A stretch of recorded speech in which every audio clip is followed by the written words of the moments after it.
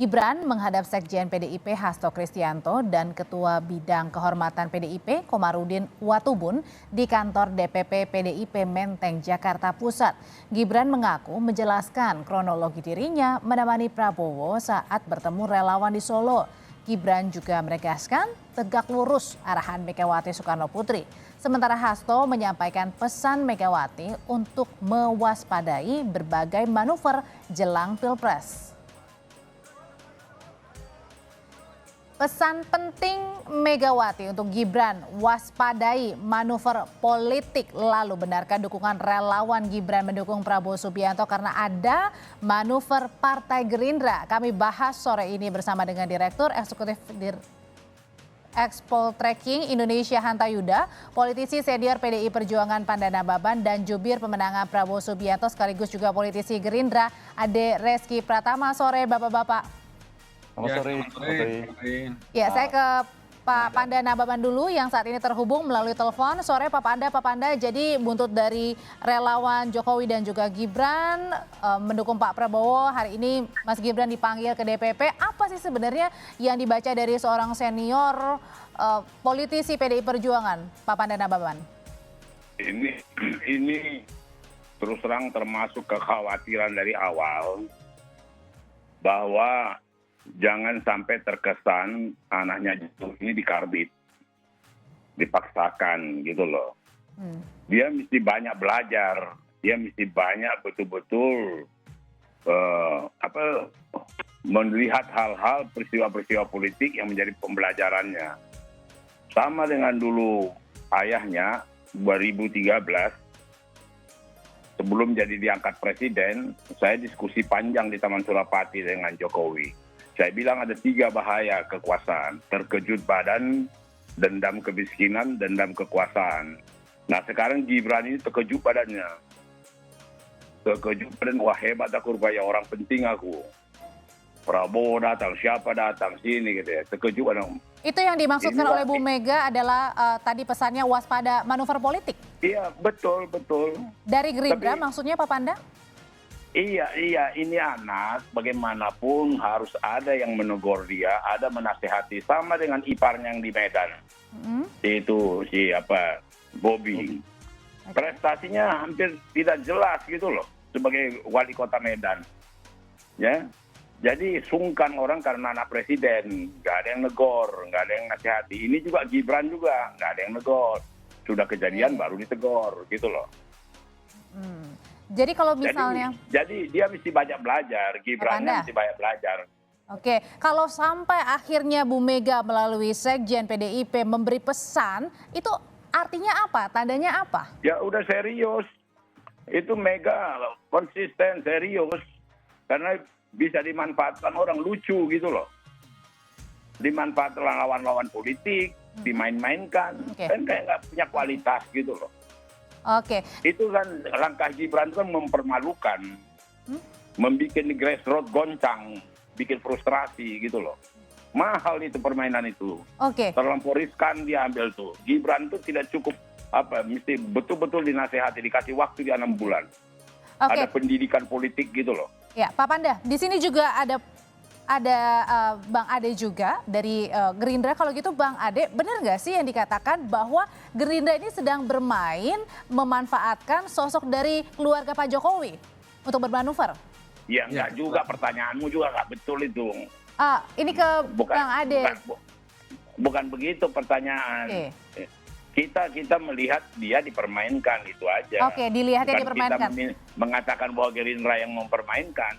Baik, oke. Kalau gitu saya akan langsung memberikan kesempatan kepada Gerindra. Silakan Bang Ade. Iya, terima kasih Mbak Audrey. Memang pertemuan Pak Prabowo dengan Mas Gibran kemarin itu kami kira itu hal yang biasa ya. Ini bagaimana terus menjalin silaturahmi, bagaimana kemarin bulan Syawal, dan sekarang itu juga masih bagian dari silaturahmi.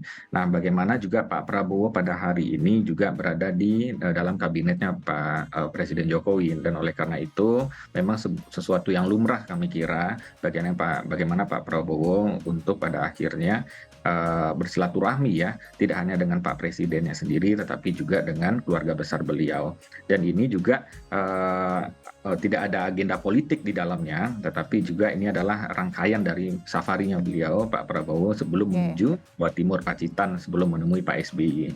Jadi memang ini murni kami kira adalah bagian daripada silaturahmi saja, Oke. seperti Oke, kalau bisa dikatakan oleh Gerindra ini hanya sekedar silaturahmi, kalau gitu kira-kira yang kurangnya, yang salahnya kira-kira di mana Pak Panda?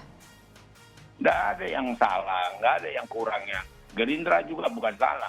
Cuma maksudnya anak ini mesti banyak belajar, itu kuncinya. Dia mesti, dan jabatan peran dia itu tidak main-main.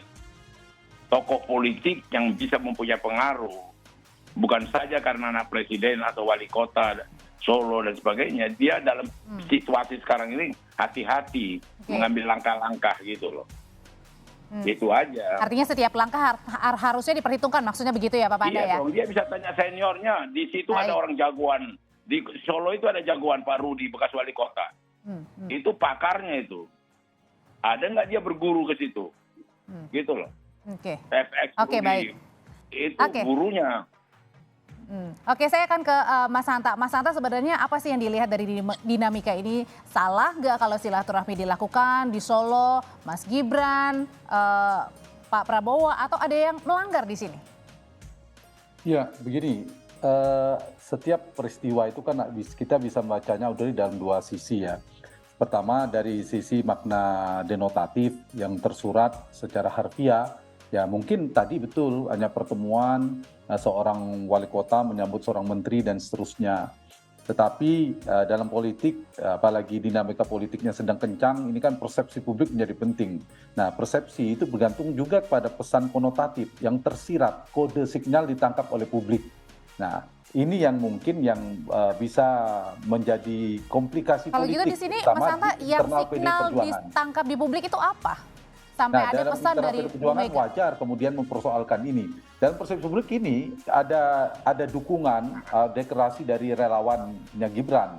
Itu kan relawan. Kalau relawan sebagai mesin tidak begitu. Kita tidak usah terlalu pengaruhnya tidak besar lah sebagai mesin.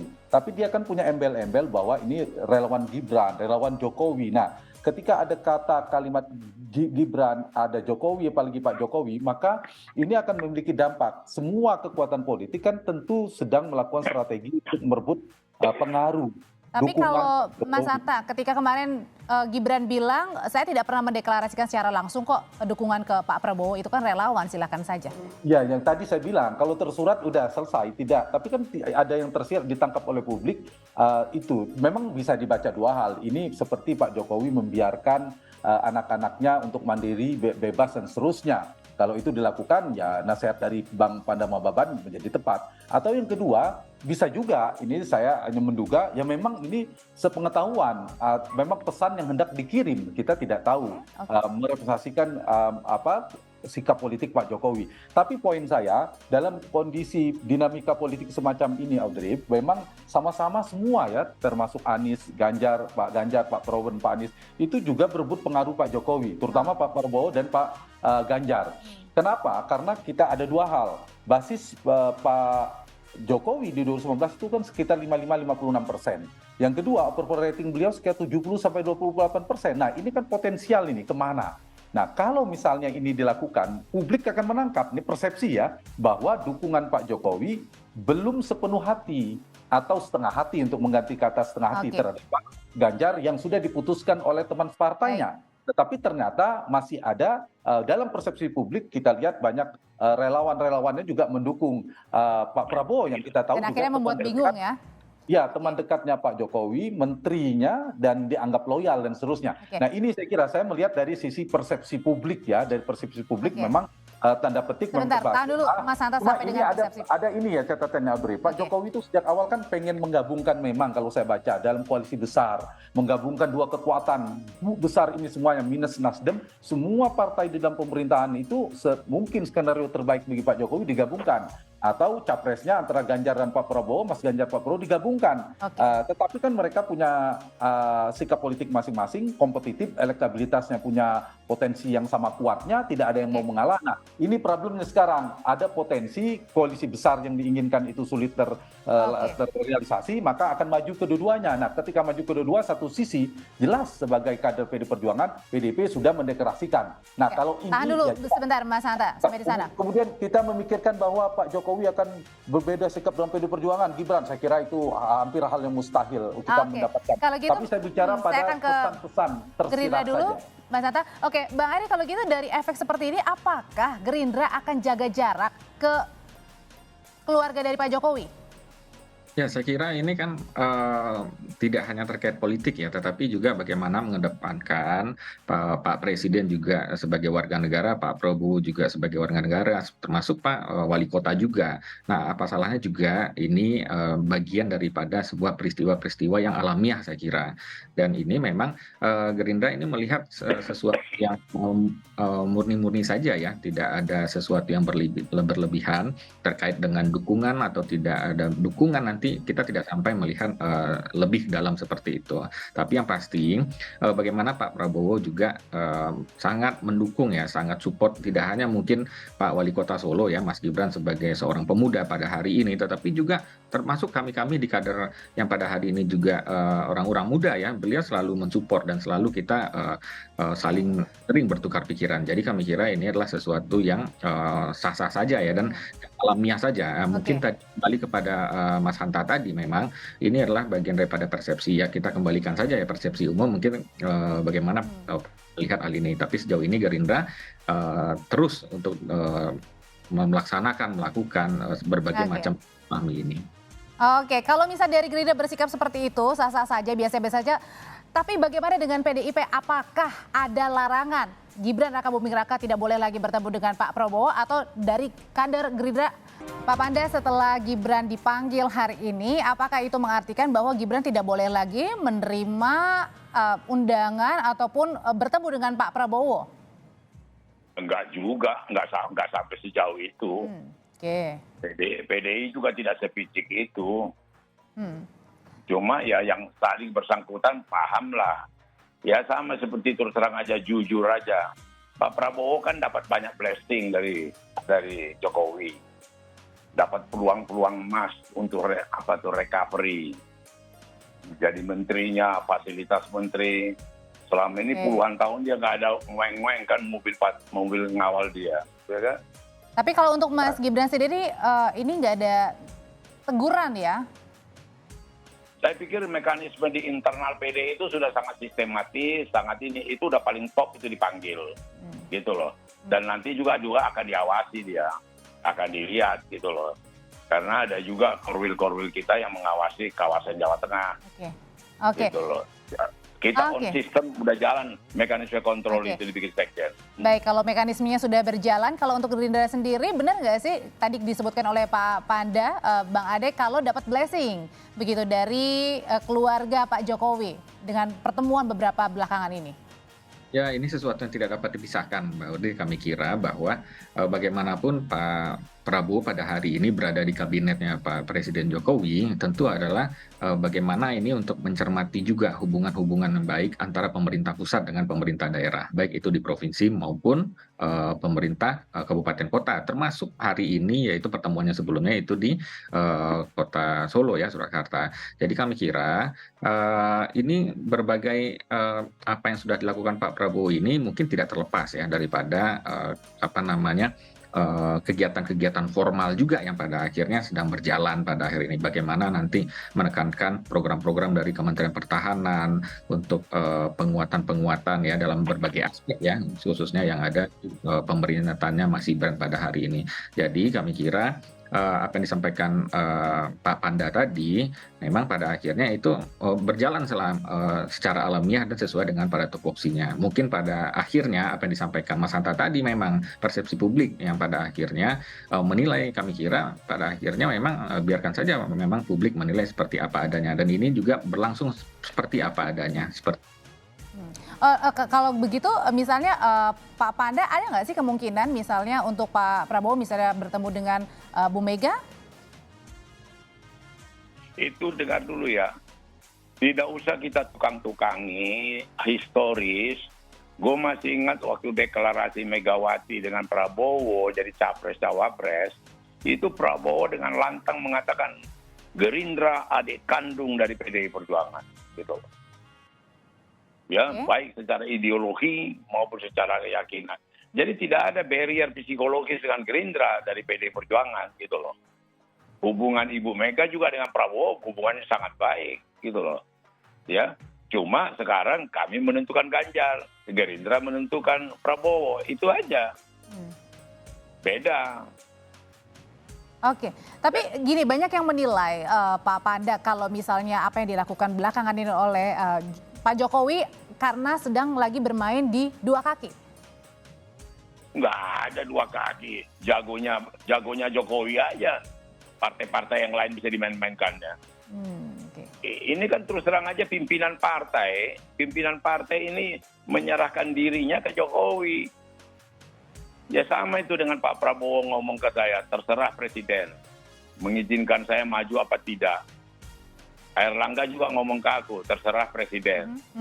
Dalam sejarah kepresidenan belum pernah bermain politik begini. Oke. Dulu waktu Hamzahas di kabinet ditanya Megawati tergantung Kongres, Yusril tergantung Kongres, SBY bohong, dia bilang nggak maju tapi maju, gitu loh.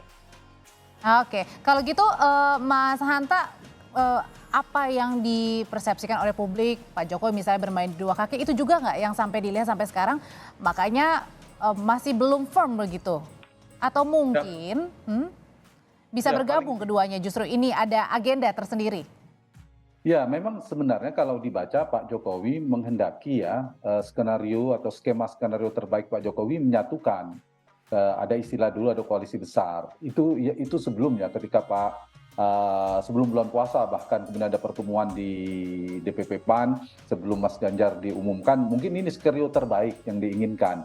Dan kita tahu betul hubungan antara PD Perjuangan dan Gerindra ini kan sangat dekat sekali ya. Dulu pernah bersatu, 2014-2019 berhadapan, tapi sekarang sangat lengket, dekat sekali. Nah memang, ketika belum berhasil membentuk koalisi besar, ini yang jadi mulai tersimpang lah, tanda petik ya.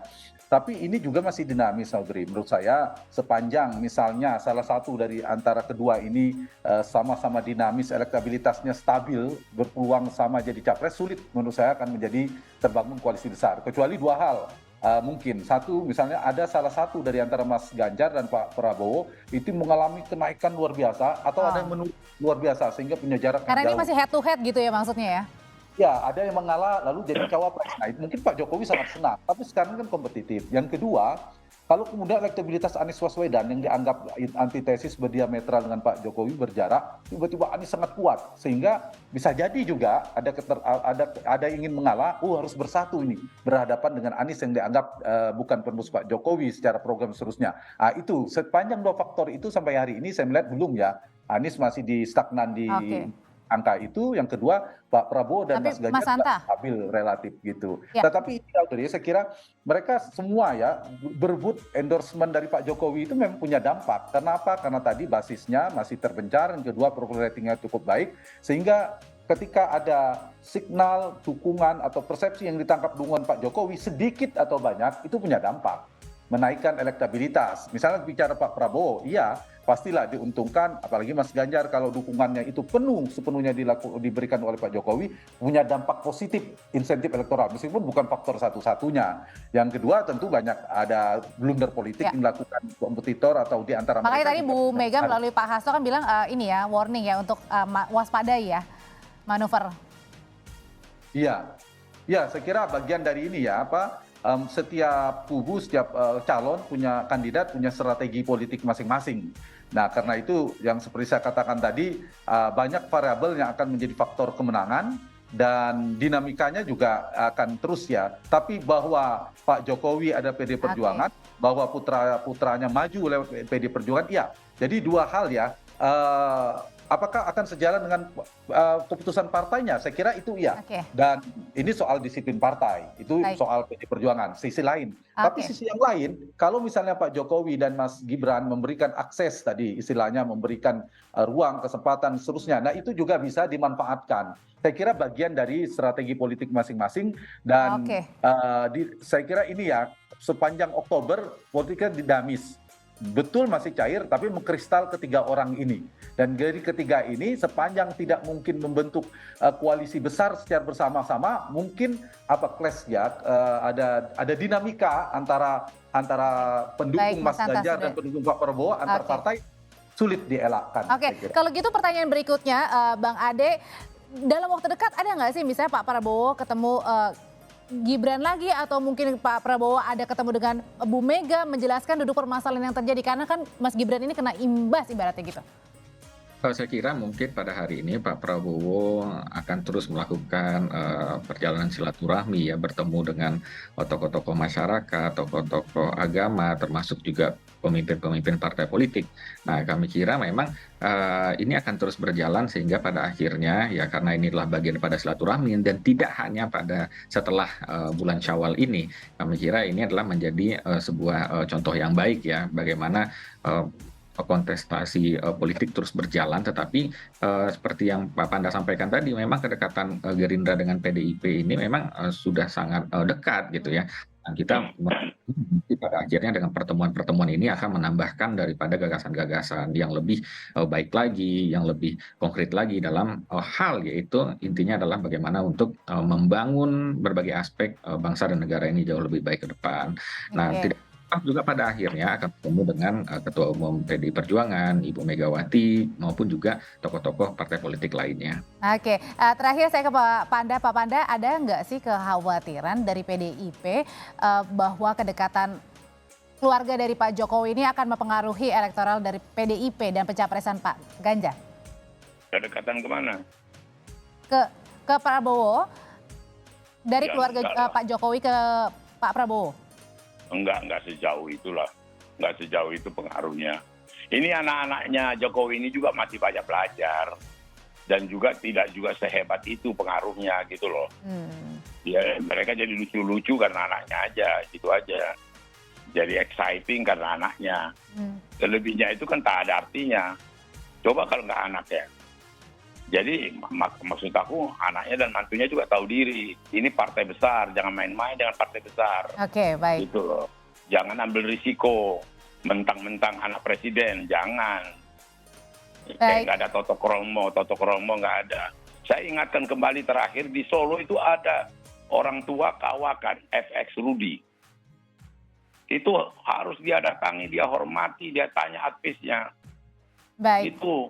Itu ya, yang harus Baik. dilakukan Gibran, baru ngomong ke sana kemari. Gitu loh. Baik, kami sudah tangkap pesannya. Terima kasih Pak Panda Nababan, terima kasih Bang Ade Reski, terima kasih Mas Hanta Yuda. Sehat selalu Bapak-Bapak.